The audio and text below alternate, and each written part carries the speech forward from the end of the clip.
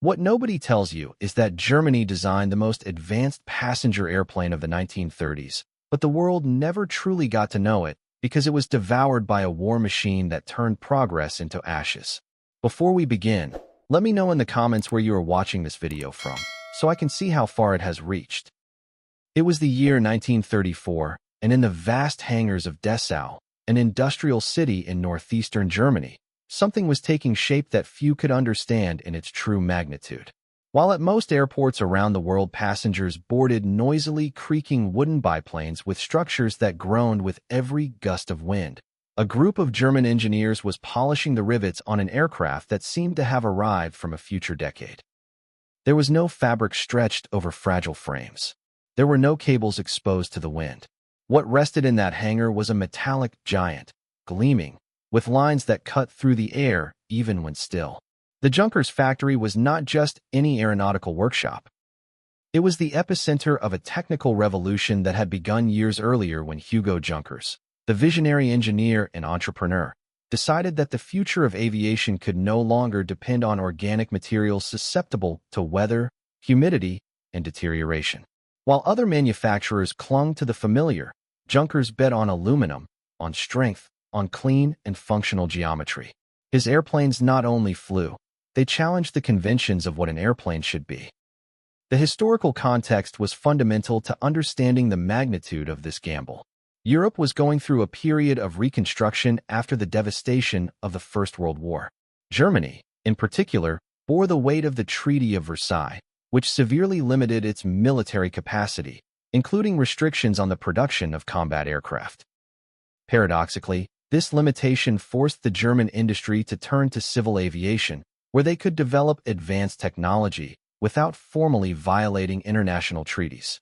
It was in this legal vacuum, this crack between defeat and ambition, that Germany found the opportunity to lead global air transport.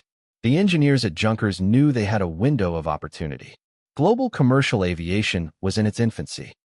Existing air routes were few, irregular, and mainly confined to short distances. Flying from one European capital to another meant multiple stops, delays due to weather conditions, and an experience that ranged from uncomfortable to downright dangerous. Passengers were mostly wealthy businessmen, diplomats, or adventurers willing to pay exorbitant sums for the privilege of saying they had flown. The general public still relied on trains and ships, slow but predictable means. The airplane Junkers was perfecting in 1934 promised to change that equation completely. Its design incorporated innovations that today we take for granted, but were then almost science fiction. The aluminum monocoque structure not only reduced weight compared to traditional designs, but offered superior structural resistance, capable of withstanding turbulence that would have shattered a conventional biplane. The engines, cooled and calibrated for long-duration flights, generated power that allowed cruising speeds unimaginable for the competition. While British, French, and American airplanes flew at speeds of around 200 kilometers per hour at best, the German design could easily exceed 300 kilometers per hour under optimal conditions. This was not a marginal improvement. It was a quantum leap. It meant that a flight that previously took 5 or 6 hours could now be completed in 3. It meant that routes considered too long for civil aviation suddenly became viable. It meant that Germany could connect Berlin with cities as distant as Istanbul, Moscow, or even North Africa at times that made trains an obsolete option for those who valued their time. The passenger cabin reflected this ambition. While other planes of the time offered Spartan seats in noisy compartments where conversation was impossible, the German design included sound insulation, larger windows to improve the visual experience, and a spacious layout that prioritized comfort. The engineers understood that technical speed was not enough. For civil aviation to win over the public, flying had to cease being torture and become a desirable experience. The first tests were a resounding success. Experienced pilots who had flown all kinds of aircraft were impressed by the stability of the German airplane. Even in crosswinds or moderate turbulence, the aircraft maintained its course with a firmness that inspired confidence. Technical reports documented operational ranges far surpassing any direct competitor. It was not just faster, it was more reliable, safer, and more fuel efficient. Lufthansa, the German national airline, began incorporating these aircraft on its most prestigious routes. Flights between Berlin and other European capitals became showcases of German engineering. Passengers who had experienced flights on planes from other nations were amazed by the difference. Reviews in newspapers and specialized magazines praised the punctuality, the smoothness of the flight, and the overall feeling of experiencing the future of transportation. But here is where the story takes its tragic turn. While Juncker's passenger airplane accumulated technical and commercial successes, in the halls of German power decisions were being made that would seal its fate.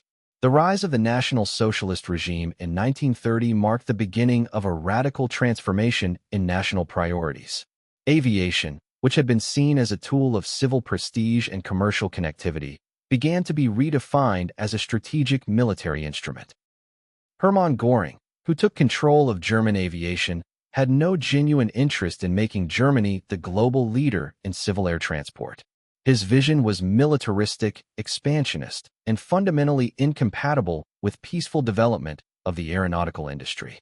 The same designs, the same engineers, the same factories that had created the world's most advanced passenger airplane were progressively redirected toward the production of bombers, fighters, and military transport aircraft. The transformation was not abrupt. It was gradual, almost imperceptible at first. It began with suggestions that certain civil designs could be adapted for military uses. Then came government contracts offering generous financing for dual-use projects. Finally, direct orders arrived. Productive capacity had to be focused on war preparation. Juncker's engineers faced a moral and practical dilemma. Many were apolitical technicians, fascinated by solving engineering problems, not by ideologies or military strategies. They had devoted years to perfecting aircraft that would shorten distances between peoples, that would make the world smaller and more connected. Seeing their work perverted toward destructive ends was, for many, a source of deep personal anguish. But the alternatives were limited: collaborate or be replaced by those who would. Meanwhile, the international restrictions that had initially driven the development of German civil aviation began to collapse. Germany unilaterally repudiated the military clauses of the Treaty of Versailles and openly began rearming. There was no longer a need to disguise military projects as civil initiatives.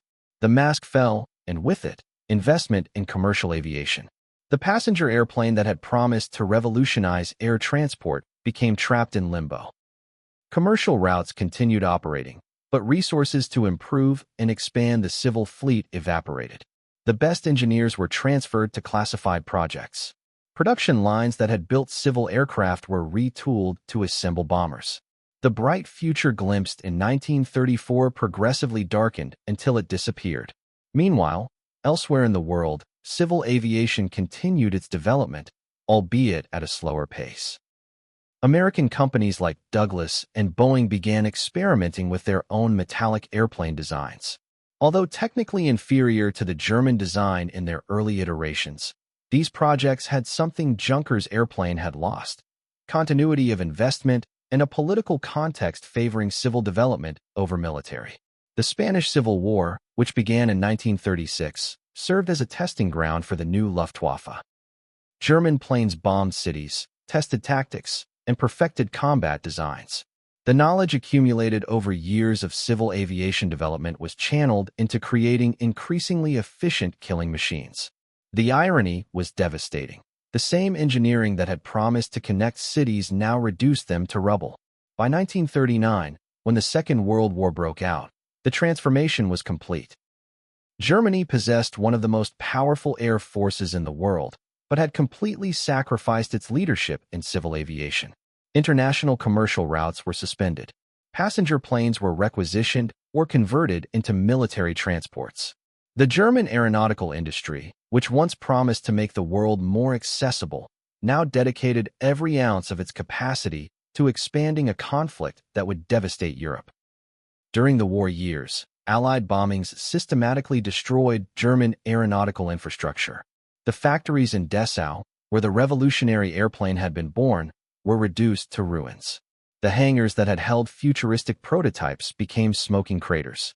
Engineers died in bombings or were recruited to the war effort until exhaustion. The accumulated knowledge scattered, was lost or confiscated by the victorious powers. After 1945, in divided and occupied Germany, aircraft production was banned for years. When restrictions were finally lifted, the world had changed. The United States dominated global civil aviation with designs like the DC-3 and later larger capacity planes. Europe slowly rebuilt its aeronautical industry, but leadership had definitively passed to the other side of the Atlantic. The German airplane that could have conquered the world was relegated to footnotes in specialized aviation histories. Some specimens survived in museums, silent testimonies of what might have been. Enthusiasts and aviation historians study its technical specifications and marvel at the vision of its creators, but the general public remains unaware of its existence. The deepest lesson of this story is not technical but human.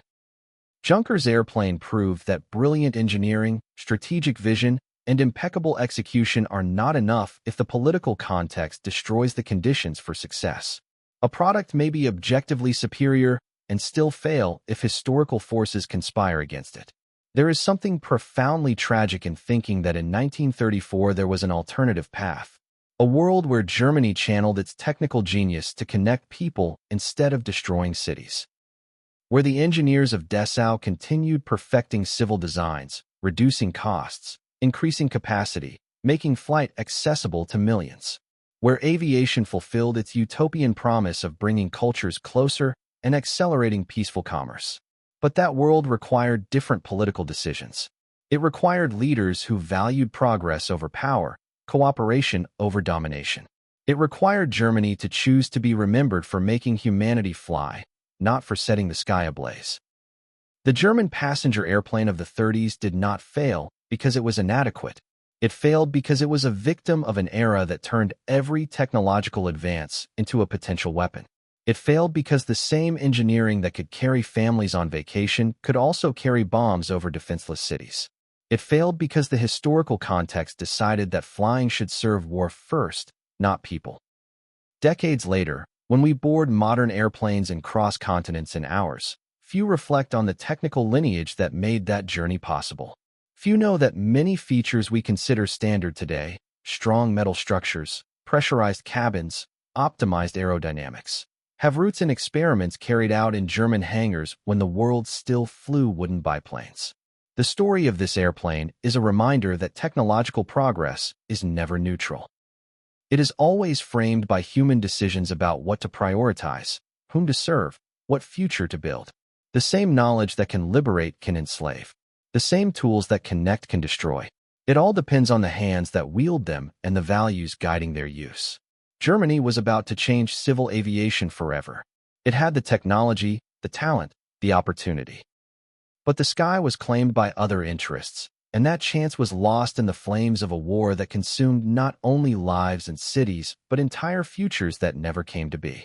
The most advanced airplane of its time was stranded on history's runway, a permanent reminder that flying faster than your time is useless if your time devours you before you can take off.